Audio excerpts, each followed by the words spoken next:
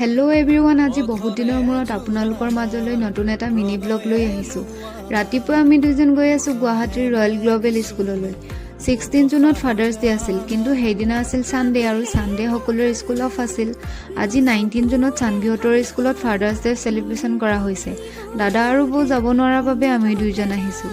আহি পাই যেতিয়া এনেকৈ সকলোৰে নিজৰ নিজৰ দেউতাকৰ লগত পাৰ্টিচিপেট কৰা দেখা পালোঁ, মোৰ মনত বুজাব নোৱাৰা এটা দুখ অনুভৱ হ'ল। দেউতা নামৰ ছায়াটো যাৰ মূৰৰ ওপৰত নাথাকে, একমাত্ৰ তেওঁহে বুজি পায় যে দেউতাৰ অবিহনে গোটেই জীৱন আধৰুৱা। বাৰু যি কি নহওক, আহি থাকোঁতে ভাবিলোঁ কিবা এটা খাই যাওঁ। মই লৈছোঁ পনীৰ ৰোল আৰু হাজবেণ্ডে ফ্ৰাইড ৰাইচ।